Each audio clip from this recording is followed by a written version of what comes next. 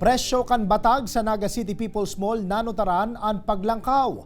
Mahal na abono asin epekto kan mga paguran kan mga nakaaging bulan, pigihiling na rason kan mga paratienda asin kan Department of Agriculture. Dugang na detalye aramon ta sa pagtutok live ni Chris Novelo. Chris?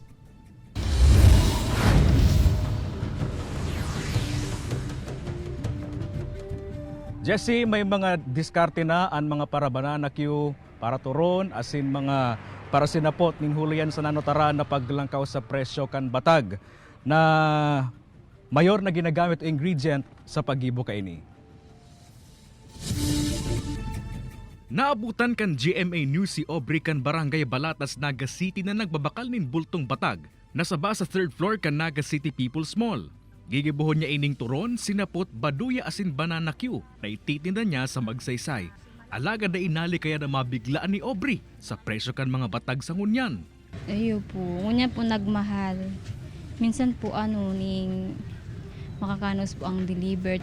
Batag po Mayo. Ano po mga?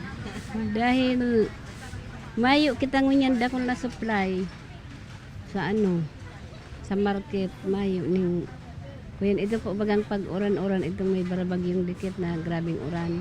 Nagduluwas na dati ang kada kilo kan saba 16 pesos na ang kada kilo, alagad ngunyan 25 to 30 pesos ang kada kilo na. Ang senyorita na ang kada kilo dating 18 pesos na, ngunyan 25 ang kada kilo na. Mantang ang lagkita na kung dati 15 pesos ang kada kilo, ngunyan 20 hanggang 30 pesos ang kada kilo na.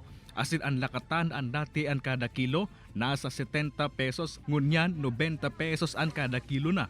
Magin ang mga saba na hali sa mga probinsya sa Bicol ang mayo o kaya kulang ang supply. Kaya ang diskarte ni Aubrey sa mga paninda niya. Ma-adjust po ako sa presyo. Ngunyan po, ang pabakal ko na po kaya dati. Ang pabakal niyo po kaya nasa 10. Ngunyan nasa 15 na.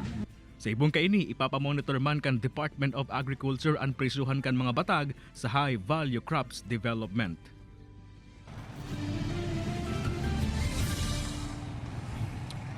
Jesse, bihira na makabakal ang mga parasaod naman sa Naga City People's Mall kay itong mga lokal na batag o itong mga batag na hali sa tuyo digdi sa Bicol Region.